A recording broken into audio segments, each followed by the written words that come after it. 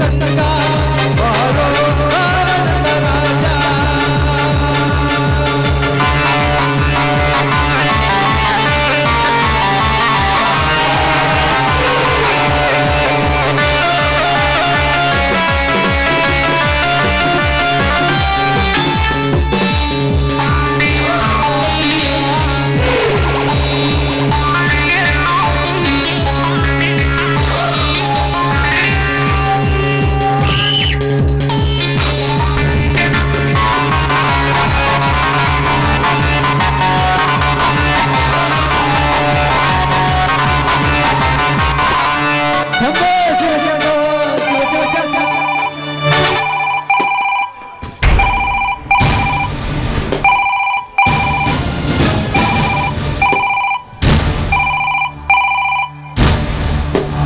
Hello hello, ಅಗ್ನಿದೇವನ? Agnideva, SBI ಬ್ಯಾಂಕಿನಿಂದ Patil ಕಡಿಯವನು 10 course ಬೆಲೆ ಬಾಳುವ ಬಂಗಾರದ ಪದವನ್ನು ತೆಗೆದುಕೊಂಡು ತಿರುಮಲ ಹೋಟೆಲ್ ಕಡೆ ಹೊರಟಿದ್ದಾನೆ. ಅವನ ಬಯಲು ನನಗೆಲ್ಲ ಗೊತ್ತಿದೆಯಾ? ಅವನ್ಯಾರು, ಅವನ ಹೆಸರೇನು ನನಗೆ ಗೊತ್ತಿಲ್ಲ. ಅವನ ಪರಿಚಯ ನಿಗದಿದ್ದರೆ ಅವನು ನೋಡಲಿಕ್ಕೆ ಹೇಗಿರುವನು? ಸುಮಾರು 6 ಅಡಿ ಎತ್ತರ, ಜೋಗಿ ಸ್ಟೈಲ್ ಕೂಲ್ದು ಬಿಟ್ಟಿದ್ದಾನೆ. ಅವನು ಯಾವ ತರದ ಪ್ಯಾಂಟ್ ಶರ್ಟ್ ಧರಿಸಿದ್ದಾನೆ? Blue shirt, white bag.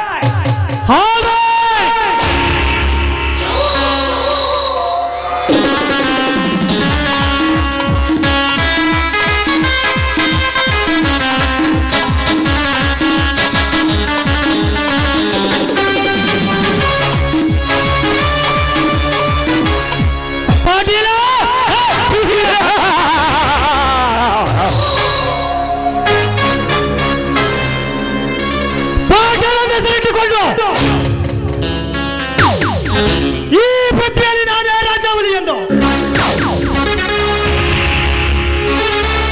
ಬಡವರ ರಕ್ತವನ್ನು ನೀರಿನಂತೆ ಕುಡಿತು, ಕಲ್ಲಿನ ಕೋಟೆಯೊಳಗೆ ಕುಳಿತು ನೀನಾಡುತ್ತಿರುವ ಈ ಕಣ್ಣ ಮುಚ್ಚಲ ಆಟದಲ್ಲಿ ನಾನೊಬ್ಬ ಕಾಡಿನ ವೀರನಾಗಿ ಬಂದು ನಿನ್ನ ಶ್ರೀಮಂತಿಕೆಯನ್ನು ಸುತ್ತ ಬೂದಿ ಮಾಡಿ ನಿನ್ನ ಹೆಣ ಕರೆಂಟ್ ಕಾಗೆದೆಲ್ಲ ಮಾಡದಿದ್ದರೆ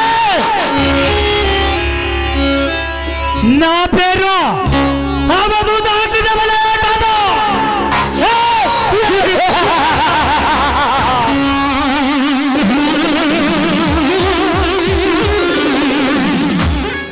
ಈ ಹಕ್ಕಿದೇವ ಬಡವರ ಪಾಲಿಕೆ ಮನ ಬೆಳಗುವ ಮಗ,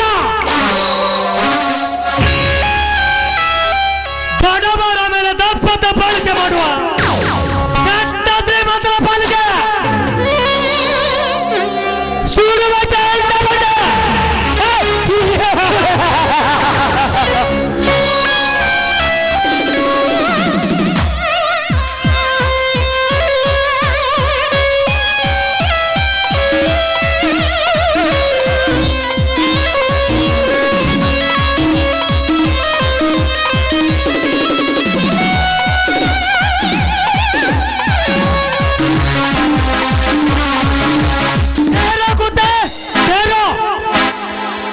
ನನ್ನನ್ನು ತಡೆದು ನಿಲ್ಲಿಸೋನು ದೇವ. ಯಾವ ದೇವ? ಮಹಾನುಭಾವರನ್ನು ಕಾಪಾಡುವನು ಮಹಾದೇವ. ನಿಮ್ಮಂತ ಕಚಡ ನನ್ನ ಮಕ್ಕಳನ್ನು ಸುಟ್ಟು ಬೂದಿ ಮಾಡಲು ಬಂದಿರುವ ಇವನು ಅಗ್ನಿದೇವ. ಅಗ್ನಿದೇವ ನನ್ನನ್ನು ನಿಲ್ಲಿಸಿದ ಕಾರಣ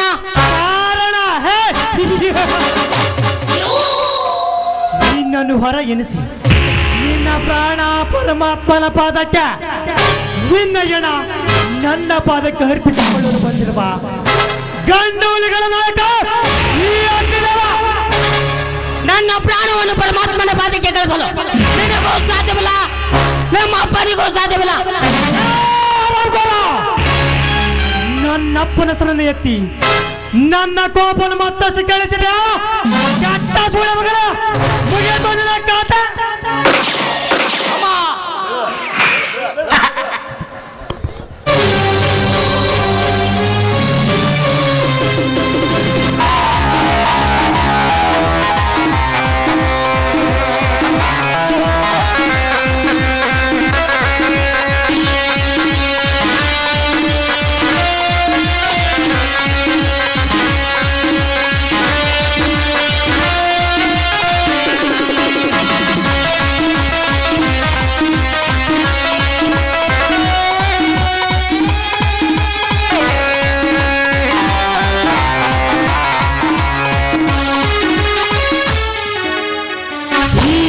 ಭೂಮಿಯನ್ನೇ ಅಲ್ಲೋಲ ಕಲ್ಲೋಲ ಮಾಡಬಲ್ಲ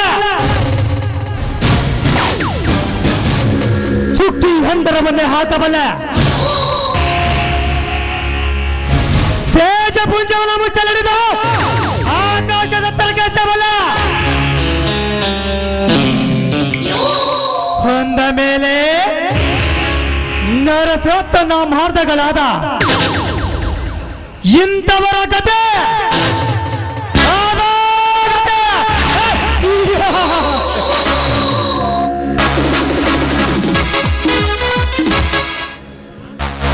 ಈ ಅಗ್ನಿದೇವನಿಗೆ ಶರಣೆಂದರೆ ಸಾವಿಲ್ಲ.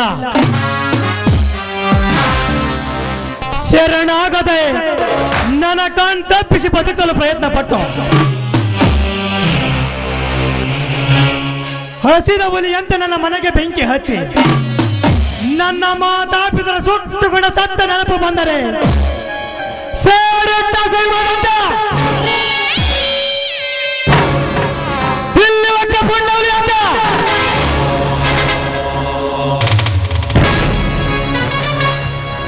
ಈ ಅಗ್ನಿದೇವನ ಎದುರಕ್ಕಿಕೊಳ್ಳುವುದು ಒಂದೇ, ಬೆಂಕಿಯಲ್ಲಿ ಸುಟ್ಟುಕೊಂಡು ಸತ್ತೋಗುವುದು ಒಂದೇ.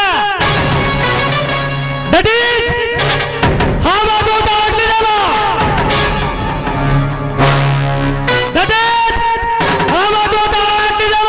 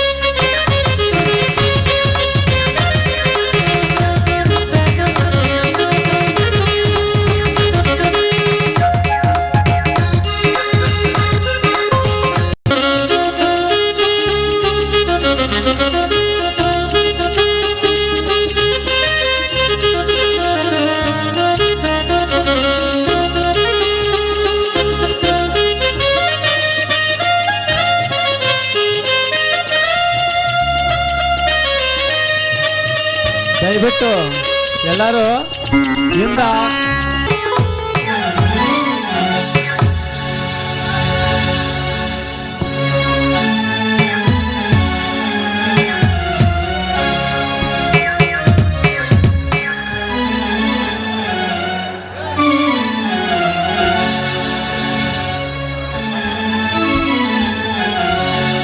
ತಾಯಿ ಕರುಣಾಮಯಿ ರಕ್ಷಿಸು ಭುವನೇಶ್ವರಿ ಭುವದಲ್ಲಿ ಜನಿಸಿ ದೀನರ ಉಳಿಸು ತಾಯಿ ಕರುಣಾಮಯಿ ರಕ್ಷಿಸು ಭುವನೇಶ್ವರಿ ತಾಯಿ ಕರುಣಾಮಯಿ ರಕ್ಷಿಸು ಭುವನೇಶ್ವರಿ ಭುವದಲ್ಲಿ ಜನಿಸಿ ದೀನರ ಉಳಿಸು ಭುವದಲ್ಲಿ ಜನಿಸಿ ದೀನರ ಉಳಿಸು ತಾಯಿ ಕರುಣಾಮಯಿ.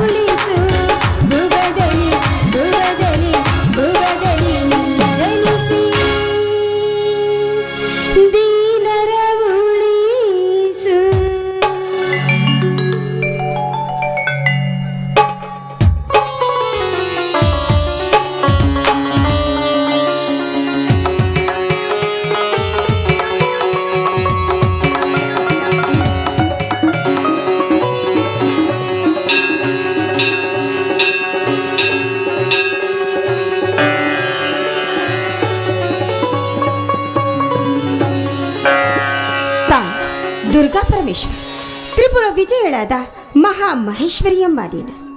ತಾತ ಮುತ್ತಾತಂದರಿ ಕಾಲದಿಂದಲೂ ಕೂಡ ನಾವು ನಿಮ್ಮನ್ನೇ ಪೂಜಿಸುತ್ತಾ ಬಂದಿದ್ದೇವೆ ತಾಯಿ.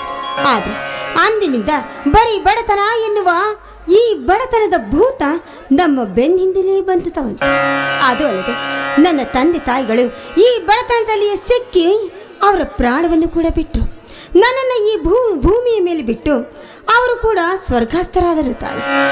ಆದರೆ ತಂದೆ ತಾಯಿ ಬಂಧು ಬಳಗ ಯಾರು ಇಲ್ಲದೇ ಇದ್ರೂ ಕೂಡ ಅನಾಥಳಾದ ನನ್ನ ಕೈ ಹಿಡಿದು ಈ ಮನೆಯನ್ನು ತುಂಬಿಸಿಕೊಂಡರು ಈ ಊರಿನ ಹಿರಿ ರೈತರಾದ ಸತ್ಯವಂತರು. ಅವರೇ ನನ್ನ ಪತಿ. ನನ್ನ ಮತ್ತು ನನ್ನ ಗಂಡನಿಗೆ 2 ಕಣ್ಣಿನಂತಿದ್ದಾರೆ ನನ್ನ ಇಬ್ಬರು ಮೈದುನ. ಇನ್ನು ನನ್ನ ಹಿರಿ ಮೈದುನ ಜಮದಗ್ನಿ ಯಾವಾಗಲೂ ಕೂಡ ಬರೀ ಕಬಡ್ಡಿ ಕುಸ್ತಿ ಅಂತ ಊರನ್ನ ತಿರುಗುತ್ತಾಳೆ ಇರ್ತಾನೆ. ಆದಷ್ಟು ಬೇಗ ಅವನಿಗೊಂದು ಒಳ್ಳೆ ಬುದ್ಧಿಯನ್ನು ಕೊಟ್ಟು ಕಾಪಾಡುತ್ತಾನೆ. ಅಂತೆಯೇ ನನ್ನ ಕಿರಿ ಮೈದುನ ಆದ ಸಂಪತ್, ಅವನು ಸಿಟಿಯಲ್ಲಿ ವಿದ್ಯಾಭ್ಯಾಸವನ್ನು ಮಾಡ್ತಾ ಇದ್ದ. ಅವನ ವಿದ್ಯೆಯು ಕೂಡ ಆದಷ್ಟು ಪರಿಪೂರ್ಣವಾಗುವಂತೆ ಅನುಗ್ರಹಿಸುತ್ತಾನೆ. ಅಮ್ಮ ಓಂಕಾರ ಸ್ವರೂಪಿಣಿ, ನಿನ್ನಲ್ಲಿ ನಾನು ಬೇಡುವುದು ಒಂದೇ ತಾಯಿ, ಆದಷ್ಟು ಬೇಗ ನನಗೊಂದು ಮಗುವನ್ನು ಕರುಣಿಸು ಎಂದು. ಹೆಣ್ಣಾಗಿ ಹುಟ್ಟಿದ ಮೇಲೆ ಅವಳ ಹೆಣ್ತನ ಸಾರ್ಥಕವಾಗಬೇಕು ಅಂದರೆ ಅವಳಿಗೊಂದು ಮಗುವಾಗಬೇಕು ತಾಯಿ. ಆ ಮಗುವನ್ನ ನನಗೆ ದಯಪಾಲಿಸು ಎಂದು ನಿನ್ನಲ್ಲಿ ನಾನು ತೆರಿಗೆಯನ್ನು ಒಡ್ಡಿ ಬೇಡಿಕೊಳ್ಳುತ್ತೇನೆ. ಅಷ್ಟೇ ಅಲ್ಲಮ್ಮ, ಈ ಊರಿನಲ್ಲಿ ಹಣ ಇದೆ ಎಂದು ಮದದಿಂದ ದರ್ಪದಿಂದ ಹಣದ ಮದದ ಮದ್ದಾನೆಯಾಗಿ ಮೆರೆಯುತ್ತಿದ್ದಾರೆ ಈ ಊರಿನ ಶ್ರೀಮಂತ ರೈತರ ರಕ್ತವನ್ನ ತಿಗಣಿಯಂತೆ ಹೀರುತ್ತಿದ್ದಾರೆ ಆ ದೇಸಾಯಿ ಗೌಡ ಮತ್ತು ಆ ಪಾಟಿ. ಅಂತ ದುಷ್ಟರನ್ನ ಶಿಕ್ಷಿಸಿ ಶಿಷ್ಟರನ್ನ ರಕ್ಷಿಸುವ ಭಾರ ನಿನ್ನನ್ನೇ ಕೂಡಿದೆ ದುರ್ಗಾ ಪರಮೇಶ್ವರಿ.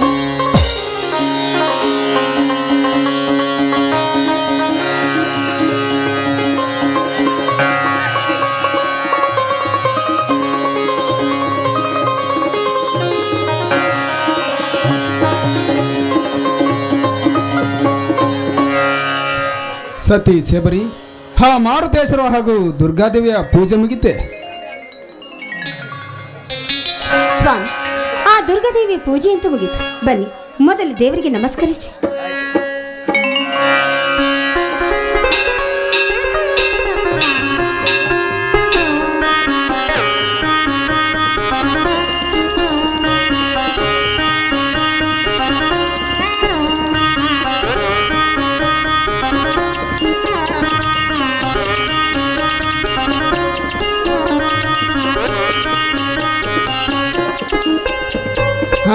ಆಯ್ತು ಶಬರಿ. ಶ್ರೀ ಮಾರುತೇಶ್ವರ ಜಾತ್ರೆ ನಿಮಿತ್ತವಾಗಿ ಜೋಡೆತ್ತಿನ ಚಕಡಿ ರೇಸಿಗೆಂದು ಹೋದ ನನ್ನ ತಮ್ಮ ಜಮದಗ್ನಿ ಇನ್ನೂ ಬಂದಿಲ್ಲವೇ? ಇಲ್ಲ ಸ್ವಾಮಿ, ಅವನಿನ್ನೂ ಬಂದಿಲ್ಲ. ಚಕ್ಕಡಿಯ ರೇಸನ್ನು ಮುಗಿಸಿ ಹಾಗೆ ಕುಸ್ತಿಯಲ್ಲೂ ಕೂಡ ಅವನು ಭಾಗವಹಿಸಿರಬೇಕು. ಅದಕ್ಕಾಗಿಯೇ ಇಷ್ಟೊಂದು ತಡವಾಗಿರಬೇಕು ನನ್ನ ಮುದ್ದಿನ ಮೈದುನ ಜಮದಗ್ನಿ. ಶಬರಿ, ನನ್ನ ತಮ್ಮ ಜಮದಗ್ನಿಗೆ ಜೋಡೆತ್ತಿನ ಚಕಡಿ ರೇಸು, ಕಬಡ್ಡಿ, ಕುಸ್ತಿ, ಕುಣಿತವೆಂದರೆ ಅವನಿಗೂ ಚಿಕ್ಕವನಿಂದಲೂ ಬಹಳ ಇಷ್ಟ. ಅವರ ಇಷ್ಟದಂತೆ ನಡೆಯೋದು ಹಿರಿಯರಾದ ನಮ್ಮ ಧರ್ಮ. ಹೌದು ಸ್ವಾಮಿ, ಆದ್ರೆ ಈಗ ಅವನು ಮದುವೆಯ ವಯಸ್ಸಿಗೆ ಬಂದಿದ್ದಾನೆ. ಆದಷ್ಟು ಬೇಗ ಅವನಿಗೆ ಮದುವೆ ಮಾಡಿ ಸಂಸಾರ ಮಾಡೋದಕ್ಕೆ ಹಚ್ಚುತ್ತೀರೋ ಅಥವಾ ಇದೇ ರೀತಿ ಮುದ್ದು ಮುದ್ದಾದ ಮಾತುಗಳನ್ನು ಮಾತಾಡಿ ಈ ರೀತಿ ಊರು ತಿರುಗಲು ಹಚ್ತೀರೋ? ಏನೇ ಶಬರಿ, ನನ್ನ ಸಹೋದರನ ಬಾಳು ಬಂಗಾರವಾಗಲೇನು ಆಸೆ ನನಗಿಲ್ಲೆಂದು ತಿಳಿದಿರುವ ಪೆದ್ದೆ. 18 ವರ್ಷ ಮುಗಿಸಿ 19ನೇ ವರ್ಷಕ್ಕೆ ಕಾಲು ಇಡ್ತಿರುವ ನನ್ನ ತಮ್ಮ ಜಮದಗ್ನಿಗೆ ಈ ಸಲ ಸುಗ್ಗಿ ಹಬ್ಬ ಮುಗಿಸಿ ಅವನಿಗೆ ಎಲ್ಲಾದರೂ ಒಂದು ಒಳ್ಳೆ ಮನೆತನ ಸುಖನೇ ನೋಡಿ ಜಮದಗ್ನಿಗೆ ಮದುವೆ ಮಾಡಿದರೆ ಅಣ್ಣನಾಗಿ ಹುಟ್ಟಿದ ನನ್ನ ತಲೆಯ ಮೇಲಿನ ಭಾರ ಇಳಿಯುತ್ತದೆ. ಹೌದು ಸ್ವಾಮಿ, ನೋಡಿ, ಸಂಪತ್ಗೂ ಮತ್ತು ಜಮದಗ್ನಿಗೂ ಒಂದೊಂದು ದಾರಿಯನ್ನ ತೋರಿಸಿದ್ರೆ ಅಣ್ಣ ಅತ್ತಿಗೆರಾದ ನಮ್ಮ ತಲೆ ಮೇಲಿರುವ ಭಾರ ಕೂಡ ಕಮ್ಮಿ ಆಗುತ್ತೆ. ಅದು ಅಲ್ಲದೆ ಇಷ್ಟೆಲ್ಲ ಮಾಡಿದ್ದಕ್ಕೂ ಈ ನಮ್ಮ ಜೀವನ ಸಾರ್ಥಕವಾಗುತ್ತೆ ಸ್ವಾಮಿ. ಆದರೆ ಶಬರಿ, ನನ್ನ ಮನದಲ್ಲಿ ಒಂದು ಸಂಶಯ ಉಂಟಾಗತೊಡಗಿದೆಯಲ್ಲ? ಸಂಶಯ ಇದೆ ನಿಮ್ಮ ಮನದಲ್ಲಿ?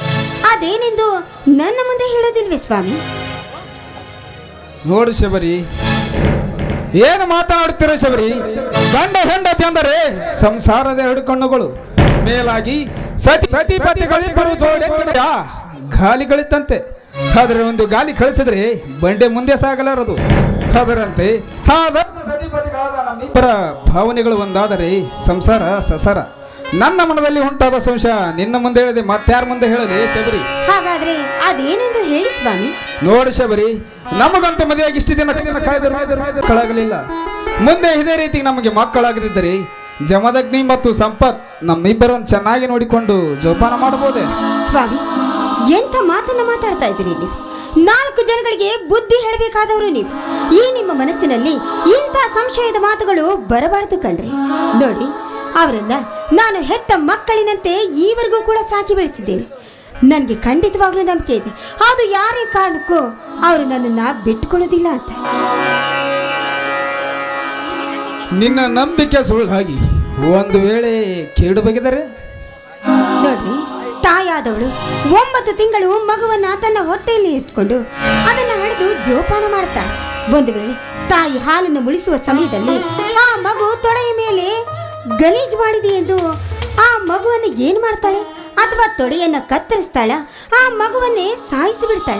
ಹೇಳಿ ನೋಡಿ, ಒಂದು ಮಗುವನ್ನ ಸಾಕಿ ಬೆಳೆಸಿ ಅದನ್ನ ದೊಡ್ಡವರು ಮಾಡೋ ತನಕ ಮಾತ್ರ ನಮ್ಮ ಮುಂದೆ ನಮ್ಮನ್ನ ರಕ್ಷಿಸೋದು ಶಿಕ್ಷಿಸೋದೆಲ್ಲ ಅದು ಅವರಿಗೆ ಬಿಟ್ಟಿದ್ದು ಸ್ವಾಮಿ. ಶಬರಿ, ನೀ ನಿಜವಾಗೂ ಧರ್ಮ ದೇವತೆ ಕಣೆ, ನೀ ನಿಜವಾಗೂ ಧರ್ಮ ದೇವತೆ. ರೀ, ಅಂದ ಹಾಗೆ ಮೈದಾನರು ಬರುವ ಹೊತ್ತಾಯ್ತು. ಇನ್ನು ಅಡಿಗೆ ಸಿದ್ಧತೆಯನ್ನು ಮಾಡಿದ್ದೇನೆ, ಬನ್ನಿ ಊಟಕ್ಕೆ ರೆಡಿ ಮಾಡ್ತೇನೆ. ಶಬರಿ, ಬಾಯಲ್ಲಿ ಏನ್ರಿ? ಊಟ ಮಾಡೋದಕ್ಕಿಂತ ಮುಂಚೆ ನನಗೇನಾದರೂ ಒಂದು ಸಿಹಿ ಚುಮ್ಮಣದ ರಸದ ಊಟ ನನ್ನ ಚೆನ್ನ. ಇದೇನ್ರಿ ಇದು? ಅದು ಈ ಹೊತ್ತಲ್ಲಿ ಈ ನಿಮ್ಮ ಹುಡುಗಾಟವೇನು? ಹುಡುಗಾಟವಲ್ಲ ಶಬರಿ, ಸತಿಪತಿಗಳಾದ ನಮ್ಮಿಬ್ಬರ ಪ್ರೇಮ ಸಲ್ಲಾಪದ ಒಳನಾಡಿನ ಬಡಿದಾಟ ಕಣಿ. ಛೀ, ಹೋಗ್ರಿ. ನನಗೆ ನಾಚಿಕೆ ಪಡೆಯಲು ನಾವೇನು ಹೊಸದಾಗಿ ಮದುವೆ ಆದ ಮಕ್ಕಳಲ್ಲ ಶಬರಿ. ಹೊರಡಲಿ ನಿನ್ನ ಮಧುರ ಕಂಠಿನ ಒಂದು ಸುಮಧುರ ಗೀತೆ. ನಿನ್ನಂತ ಶ್ರೀಮತಿ ಕೈ ಹಿಡಿದಾಗ, ನಿನ್ನಂತ ಗುಣವತಿ ಜೊತೆಯಾದಾಗ ದಿನವೂ ಆನಂದವೇ. ಇಂದು ನಾವು ಹೀಗೆ ಸೇರಿ ಹಾಡುವಾಗ ಬದುಕು ಸ್ವರ್ಗವೇ.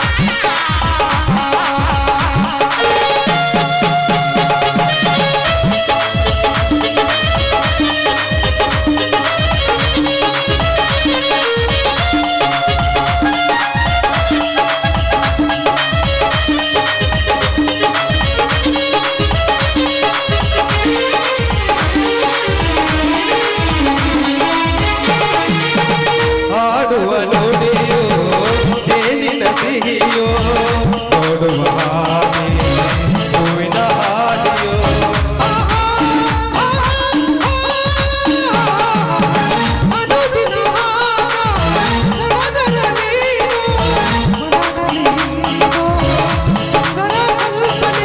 ಅನುಗಾಲ ಅನುರಾಗ ಅನುಗಾಲ ಅನುರಾಗ ಶಿವಯೋಗ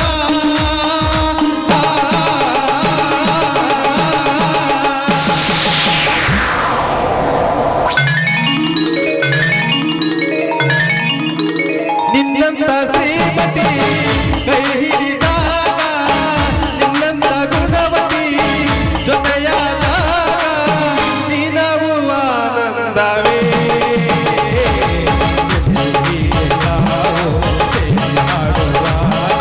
ಬದುಕೋ ವರ್ಣವೇ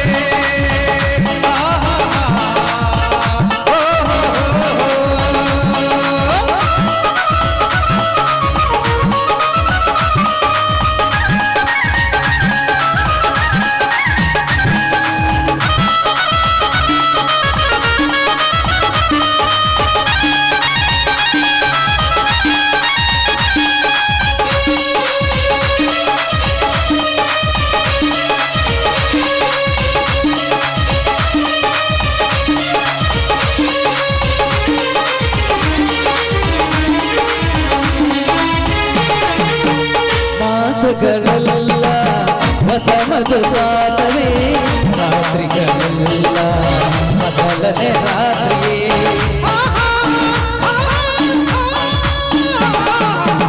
ಮಾಸಗಳೆಲ್ಲ ಹೊಸ ಮಧುವಾದವೇ ರಾತ್ರಿಗಳೆಲ್ಲ ಮೊದಲನೇ ರಾತ್ರಿಯೇ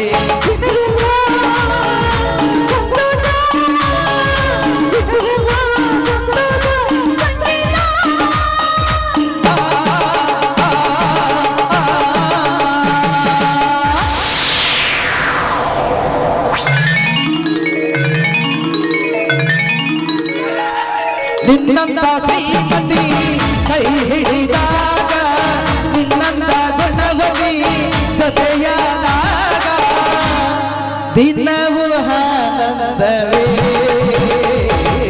ಜೊತೆಗೆ ನಾವು ಸೇರಿ ಹಾಡುವಾಗ ಬದುಕೋ ಸ್ವರ್ಗವೇ.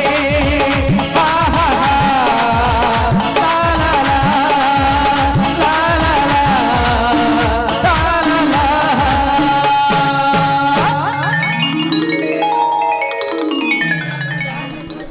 ಸ್ವಾಮಿ ನೋಡಿ, ನಿಮ್ಮ ಜೊತೆಲಿ ಮಾತನಾಡ್ತಾ ನಿಂತು ಆ ದುರ್ಗಾ ಪರಮೇಶ್ವರಿಗೆ ಅಭಿಷೇಕ ಮಾಡಿ ಪಂಚಾಮೃತವನ್ನು ಹಾಗೆ ಇಟ್ಟಿದ್ದೀನಿ. ಅದನ್ನು ಕೊಡೋದನ್ನೇ ಮಾಡ್ತಿದ್ದೆ. ಬನ್ನಿ ಕೊಡ್ತೇನೆ.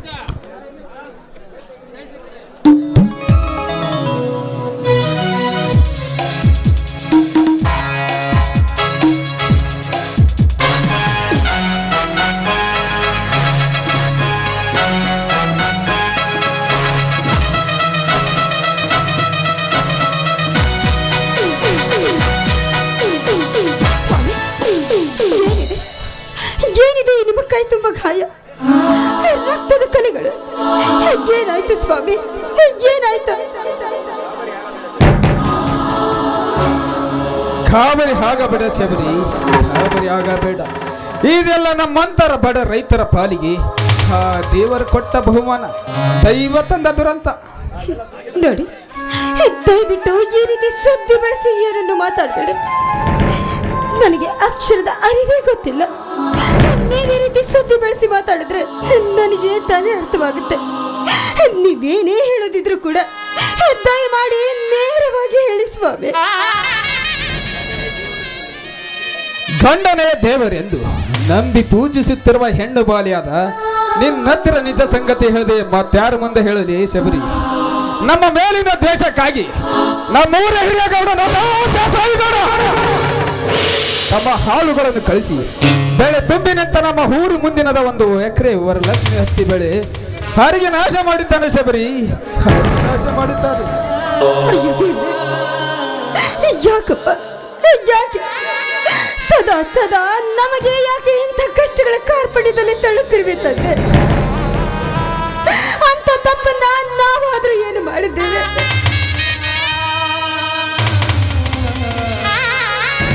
ಸುರಿಸದಿರು ಶಬರಿ ನಿನ್ನ ಕಣ್ಣೀರಿನ ಸಾಗರವನ್ನು.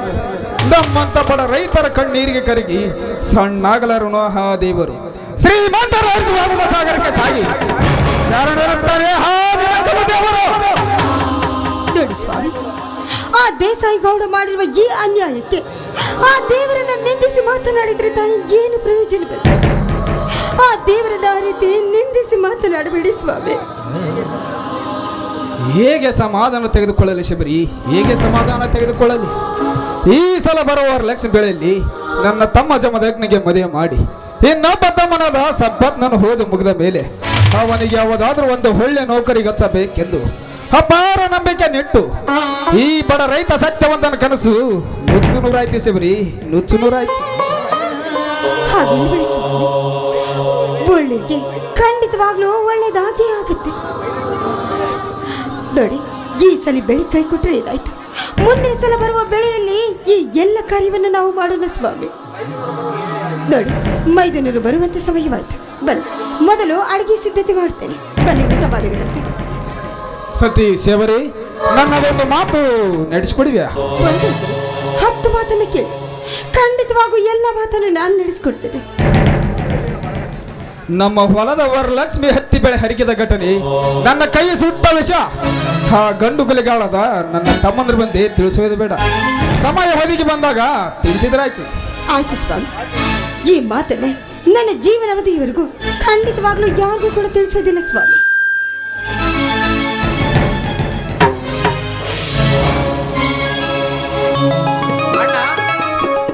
ಅಣ್ಣ ಹತ್ತಿಗೆ ಬಾ ಸಹೋದರ ಸಂಪತ್, ಈಗ ಬಂದೆಯಾ? ಹೌದಣ್ಣ, ಈಗ ಬಂದೆ. ಮೈದುನ, ಇದೀಗ ಬಂದೇನಪ್ಪ. ನಿನ್ನ ಪರೀಕ್ಷೆ ಚೆನ್ನಾಗಿ ಆಯ್ತು ತಾನೆ? ಚೆನ್ನಾಗಿ ಬರ್ದಿದ್ದೇನೆ ಅತ್ತಿಗೆ, ರಿಸಲ್ಟ್ ಕೂಡ ಬಂದಿದೆ. ಹಾಗಾದರೆ ಈ ಸಲದ ನಿನ್ನ ರಿಸಲ್ಟ್ ಏನಾಯ್ತು ಸಹೋದರ?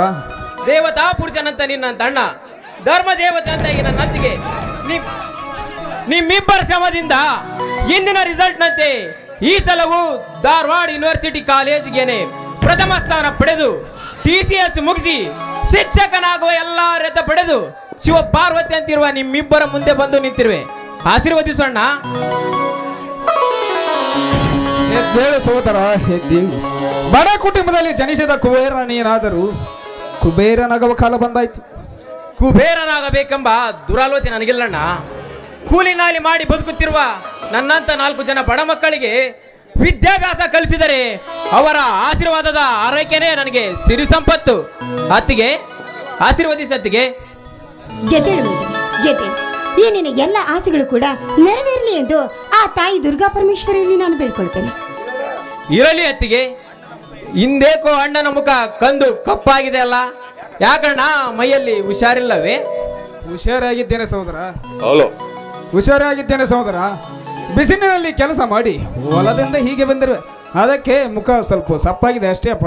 ಈಗೋ ಹಾಗಾದರೆ ಸೇಡಿಗಾಗಿ ಸಿಡಿದ ಶಿವನಾಗ ದಿಲ್ಲಿ ಹೊತ್ತ ಪುಂಡವಲಿ ಸಿಂಹದ ಸಿಡಿಲು ಮರಿ ಈ ನಾಟಕದ ನಾಯಕ ನನ್ನಣ್ಣ ಜಮದಗ್ನಿಯಲ್ಲಿ ಅಗ್ನಿ. ಓ ಜಮದಗ್ನಿ, ಕೂಗಿದವರ ಕೂಗಿನಲ್ಲಿ ಕಂಡವರ ಕಣ್ಣಿನಲ್ಲಿ ಎಂಬಂತೆ ಈಗ ನನ್ನ ಮುದ್ದಿನ ಮೈದಿನ ಜಮದಗ್ನಿ ಬಂದೇ ಬಿಟ್ಟ.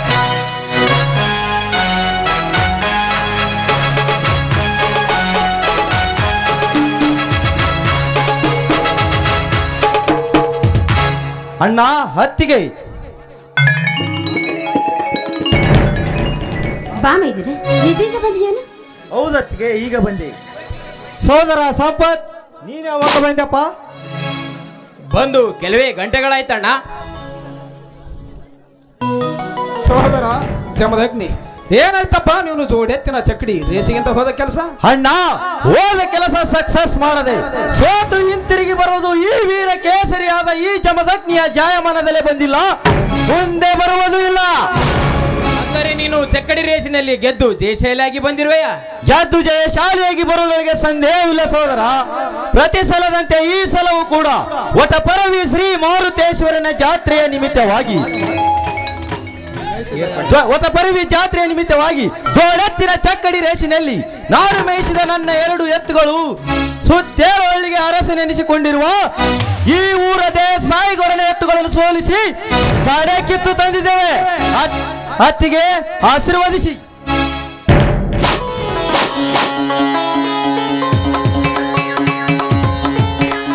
ಗೆದ್ದೇಳುವುದು ಆ ದೇವರು ನಿನಗೆ ಮತ್ತಷ್ಟು ಶಕ್ತಿ ಯುಕ್ತಿಯನ್ನು ಕೊಡ್ಲಿ ಎಂದು ಆ ತಂದೆ ಮಾರುತೇಶ್ವರನಲ್ಲಿ ನಾನು ಸದಾ ಬೇಡಿಕೊಳ್ತೇನೆ.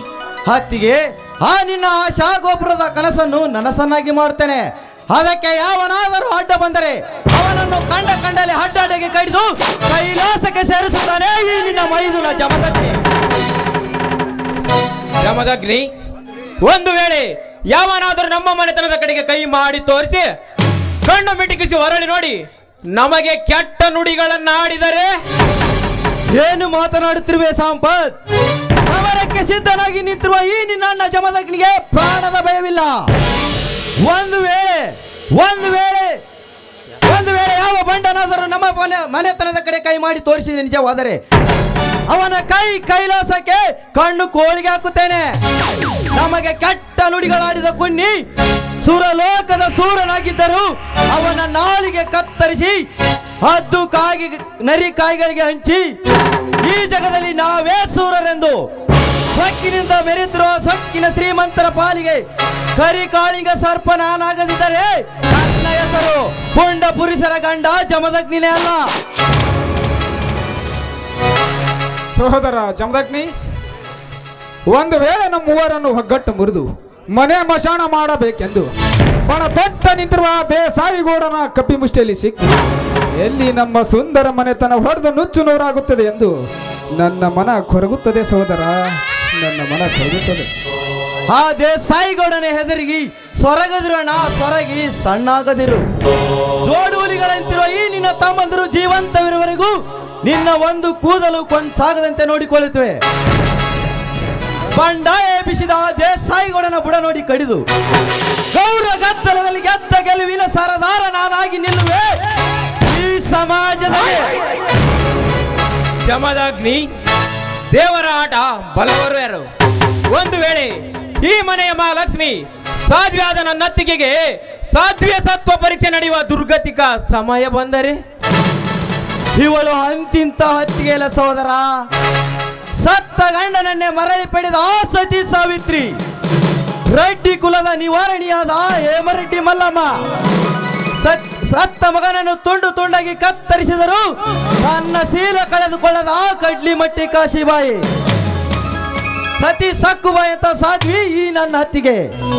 ಒಂದು ವೇಳೆ ಈ ನನ್ನ ಹತ್ತಿಗೆಗೆ ಸಾಧ್ವಿಯ ಸತ್ವ ಪರೀಕ್ಷೆ ನಡೆದರೆ ಸರ್ಪಗಿರಿಯ ಸರ್ಪ ಸಾಗರದಲ್ಲಿ ಸಾಗಿ ಹುತ್ತದಲ್ಲಿ ಕೈ ಇಟ್ಟು ಬದುಕಿ ಹುತ್ತದಲ್ಲಿ ಕೈ ಇಟ್ಟ ಮುತ್ತೈದಾಗಿ ಬಾಳುತ್ತಾಳೆ ನನ್ನ ಅತ್ತಿಗೆ.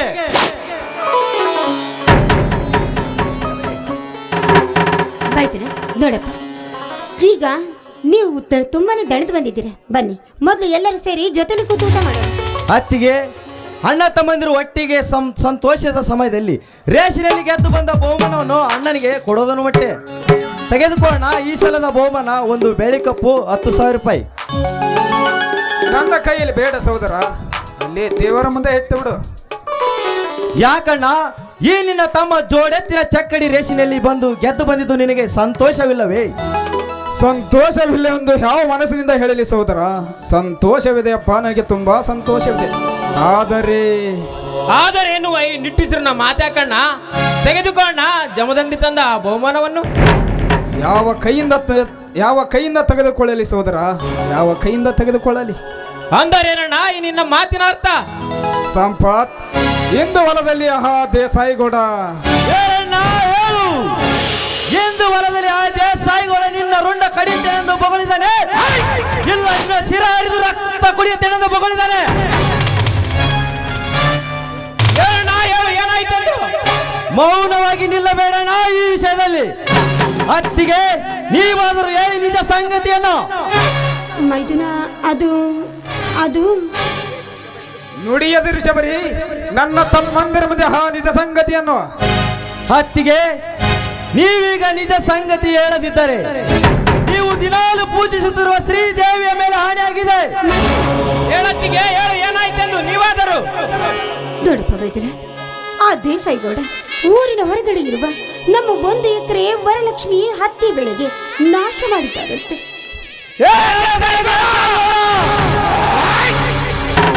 ಅಷ್ಟೇ ಅಲ್ಲ, ಅದನ್ನು ತಡೆಯಲು ಹೋದ್ರೆ ನಿಮ್ಮಣ್ಣನ ಕೈಯನ್ನ ಫ್ಯಾಕ್ಟರಿ ಸೈಲೆನ್ಸರ್ಗೆ ಇಟ್ಟು ಸುಟ್ಟು ಕಳಿಸಿದ್ದಾನೆ ಆ ಪಾಪಿ. ಏ ಮಗನ ದೇಸಾಯಿಗೌಡ, ನಾನಿಲ್ಲದ ಸಮಯ ಸಾಧಿಸಿ ನಿನ್ನ ಹಾಳುಗಳಿಂದ ಬೆಳೆ ತುಂಬಿ ನಿಂತ ನಮ್ಮ ವರಲಕ್ಷ್ಮಿ ಅಂತ ಬೆಳೆ ಹರಿಗಿನ ಆಶೆ ಮಾಡಿದೀವಿ. ಕೆಟ್ಟ ಸುಳೆ ಮಗನೇ, ಅಣ್ಣ ಈಗಲೇ ಹೋಗಿ ಆ ದೇಸಾಯಿಗೌಡನ ಶಿರ ಹಿಡಿದು ರಕ್ತದ ಸಾಗರದಲ್ಲಿ ಸಾಗಿಸಿ ಬರುತ್ತೇನೆ. ಎಲ್ಲೋ ಸೋದರ, ಮುಂದೆ ಕಾಲ ಬಂದಾಗ ನೋಡಿದ್ರಾಯ್ತು. ಸ್ವಲ್ಪ ಸಮಾಧಾನ ತಂದುಕೋ ಸಹೋದರ. ಹೇಗೆ ಸಮಾಧಾನ ತಂದುಕೊಳ್ಳಲಿ ಅಣ್ಣ, ಹೇಗೆ ಸಮಾಧಾನ ತಂದುಕೊಳ್ಳಲಿ?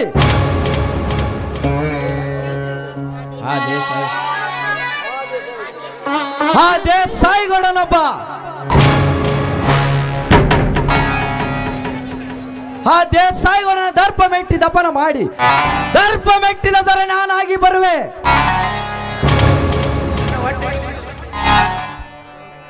ನನ್ನ ಹೊಟ್ಟೆಯಲ್ಲಿ ದಗದಗನೆ ಉರಿತಿರುವ ಸೇಡಿನ ಕ್ಯಾಂಡವನ್ನು ನಂದಿಸಿಕೊಂಡು ಬರುವೆ. ಬಿಟ್ಟು ಬಿಡ, ನಾನನ್ನು ತಡೆಯಬೇಡ. ನಿಲ್ಲ ಮೈದುನ, ದಯವಿಟ್ಟು ನಿನ್ನ ಮಾತನ್ನು ಕೇಳಿ. ನೋಡಪ್ಪ, ಸಿಟ್ಟು ಕೆಳಕಿಗೆ ದಾರಿಯಾಗುತ್ತೆ, ಶಾಂತಿ ನಿತ್ಯ ಬೆಳಗುವ ದೀಪವಾಗುತ್ತೆ. ದಯವಿಟ್ಟು ನಿಮ್ಮಣ್ಣ ಹೇಳುವ ಮಾತನ್ನು ಕೇಳಿ ಸ್ವಲ್ಪ ತಾಳ್ಮೆಯಿಂದ ಇರೋದನ್ನ ಕಲಿಯಪ್ಪ. ನನಗೆ ತುಂಬಾನೇ ಭಯವಾಗ್ತಾ ಇದೆ. ಯಾಕತ್ತಿಗೆ ಹೆಂಡು ಕುರಿಗಳ ಹಾಲು ಕುಡಿದು ವಿಂಡು ಕುಲಿಗಳ ಹಾಲು ಕುಡಿದು ಗಂಡುಗಲಿ ವೀರ ಸಂಗೊಳ್ಳಿ ರಾಯಣ್ಣನಂತಿರುವ ಪುಂಡ ಪ್ರಚಂಡನಾದ ಈ ನಿನ್ನ ಮೈದುನ ಜಮದಗ್ನಿಯ ಮೇಲೆ ನಿನಗೆ ಏಕೆ ಭಯ? ಭಯದ ಭೀತಿಯನ್ನು ಹರಿದು ತೆಗೆದು ಬರುವ ಆ ದೇಸಾಯಿಗೌಡನ ರುಂಡವನ್ನು ಇದೇ ನನ್ನ ಪ್ರಚಂಡ ಕೊಂಡಿಯಿಂದ. ಸಹೋದರ ಜಮದಗ್ನಿ, ಆ ದೇಸಾಯಿಗೌಡ ಒಬ್ಬ ಸಾಕಷ್ಟು ಹಣವಿದ್ದ ಹಣವಂತ, ಮೇಲಾಗಿ ದುಷ್ಟ. ಅವನನ್ನು ವಿರೋಧಿಸೋದು ಬಡವರಾದ ನಮಗೆ ಸರಿಯಲ್ಲಪ್ಪ, ಸರಿಯಲ್ಲ. ಯಾಕಣ್ಣ ಈ ನಿನ್ನ ತಮ್ಮ ಜಮದಗ್ನಿಯ ಮೇಲೆ ನಿನಗೆ ಅನುಮಾನವೇ? ಆ ದೇಸಾಯಿಗೌಡನ ಬಳಿ ಹಣವಿದ್ದರೆ ಏನಾಯ್ತು? ಅವನನ್ನು ಹರಿದು ಹೊತ್ತಿಗೆ ಕೊಟ್ಟು ಶಕ್ತಿ ಈ ನಿನ್ನ ತಮ್ಮನ ತೋಳಿನಲ್ಲಿದೆ. ಅವನು ದುಷ್ಟನಾದರೆ ನಾನು ದುಷ್ಟರ ಪರಿಪಾಲಕ, ಶಿಷ್ಟರ ಸಂಹಾರಕ, ದುಷ್ಟರಿಗೆ ಮಹಾದುಷ್ಟ ಕಿರಾತಕನಾಗಿ ಕಡಿದು ತರುವೆ ಆ ದೇಸಾಯಿಗೌಡನ ನಿಲ್ಲ ಮೈದುನ, ನೋಡು, ನಮ್ಮ ಮಾತನ್ನ ಮೀರಿ ನೀನೇನಾದ್ರೂ ಒಂದೇ ಒಂದು ಹೆಜ್ಜೆ ಮುಂದಿಟ್ಟಿದ್ದೆ ಆದ್ರೆ ನಿನ್ನತ್ತಿಗೆ ಶಬರಿ ಮೇಲೆ ಆಣೆ ಆಗಿದ್ದೆ. ಹತ್ತಿಗೆ ಕರುಣೆ ಎಂಬ ಕರುಳಿನ ಕುಡಿ ಸುತ್ತಿ ಕಟ್ಟಿ ಏಡಿಯನ್ನಾಗಿ ಮಾಡಬೇಡ ಅತ್ತಿಗೆ ಈ ನಿನ್ನ ಮೈದುನ ಜಮದಗ್ನಿಯನ್ನು. ಸಹೋದರ ಜಮದಗ್ನಿ ಸಂಪತ್, ಇಂದು ಈ ನಿಮ್ಮ ಅಣ್ಣತ್ತಿಗರ ಮದುವೆ ಆಗಿ 8 ವರ್ಷ ಗತಿಸಿ 9ನೇ ವರ್ಷಕ್ಕೆ ಕಾಲಿಡುತ್ತಿರುವ ಹೊಸ ದಿನ. ನಿಮ್ಮತ್ತಿಗೆ ಬಿಸಿ ಬಿಸಿಯಾಗಿ ಸಿಹಿ ಅಡಿಗೆ ಮಾಡಿದ್ದಾಳೆ. ನಡೆಯಿರಿ, ಎಲ್ಲರೂ ಸೇರಿ ಊಟ ಮಾಡೋಣ. ಅಣ್ಣ, ಅತ್ತಿಗೆ, ನಿಮ್ಮಿಬ್ಬರ ಮದುವೆಯಾಗಿ 9ನೇ ವರ್ಷಕ್ಕೆ ಕಾಲಿಡುತ್ತಿರ ಈ ಶುಭ ದಿನವನ್ನು ಎಲ್ಲರೂ ಸೇರಿ ಸಂತೋಷದಿಂದ ಆಡಿ ಕುಣಿದು ಹಂಚಿಕೊಳ್ಳೋಣ. ನಂತರ ದೇಸಾಯಿಗೌಡನನ್ನು ವಿಚಾರಿಸಿಕೊಳ್ಳೋಣ.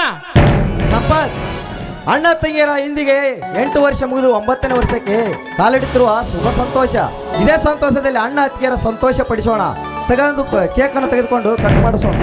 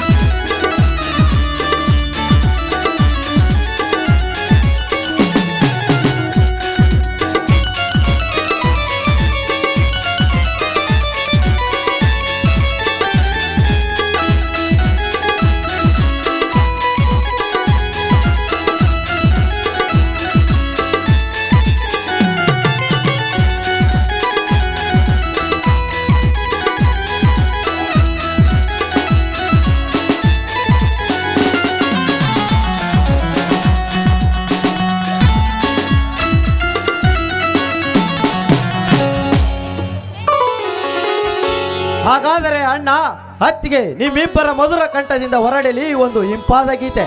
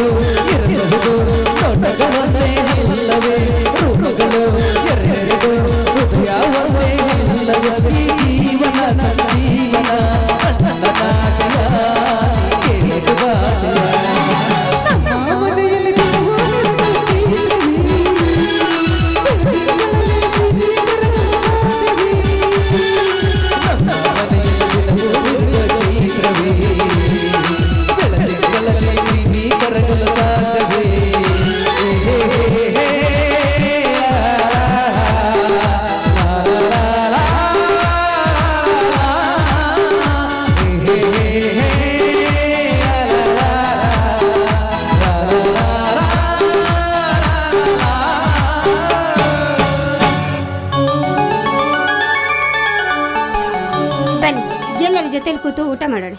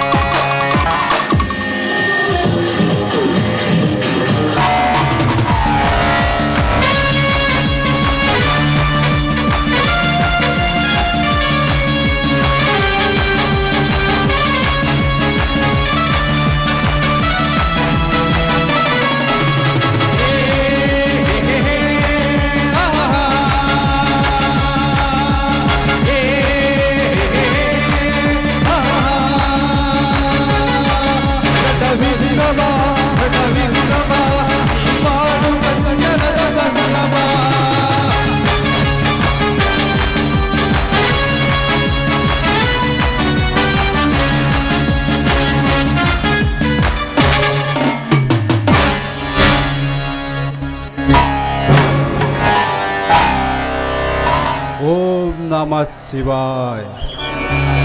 ಓಂ ನಮಃ ಶಿವಾಯ. ವಟಪರ್ವಿ ಆಂಜನೇಯ. ಏನಪ್ಪ, ಖಳನಾಯಕನ ವಯಲ್ಲಿ ಭಕ್ತಿ ಭಾವ ಅನ್ಕೊಂಡ್ರ?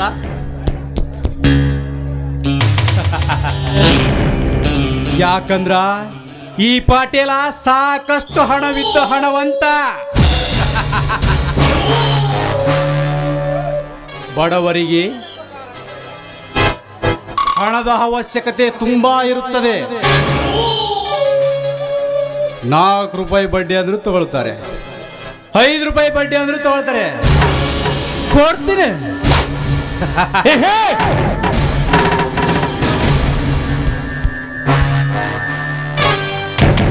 ಕೊಟ್ಟು ರಾಕ್ತ ಹಿಂಡ್ತೀನಿ.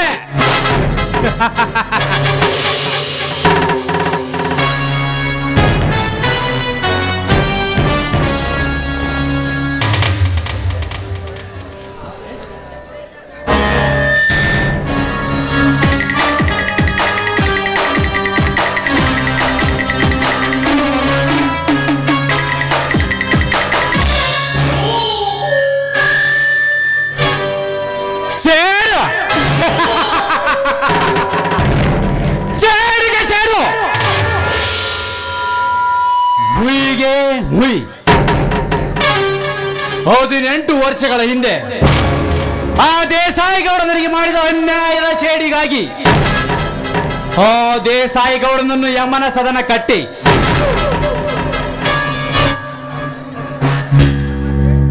ನನ್ನ ಸೇಡಿನ ದಳ್ಳೂರಿನಂದಿಸಿಕೊಳ್ಳಬೇಕೆಂದು ಆ ದೇಸಾಯಿಗೌಡನ ಮನೆಗೆ ಕಾಲಿಟ್ಟು ಈ ಪಾಟೀಲನ ಮನಗಳೆಂಬವಿಲ್ಲದೆ ಹರಿದು ಹೋಯ್ತಲ್ಲ.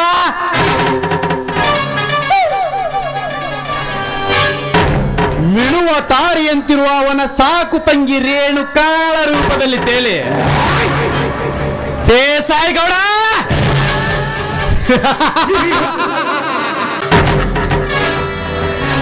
ಸಮಯ ಸಾಧಿಸಿ ನಿನ್ನನ್ನು ಶಿವನ ದರ್ಶನಕ್ಕೆಂದು ಕಳಿಸಿ ಆ ನಿನ್ನ ತಂಗಿ ರೇಣುಕೆಯ ಅಂತರಾಳದ ಅಧಿಪತಿ ನಾನಾಗಿ ಅವಳಿಂದಲೇ ನಿನ್ನ ಲಕ್ಷ್ಮೀ ಭಂಡಾರವತ್ತಿ ಹಾಕಿ ದಕ್ಕಿಸಿಕೊಂಡು ಕೋಟ್ಯಾಧಿಪತಿಯಾಗಿರುವ ನಿನ್ನನ್ನು ಭಿಕ್ಷಾಧಿಪತಿಯಾಗಿ ಮಾಡಿ ಕೊನೆಗೆ ಸಮಯ ಸಾಧಿಸಿ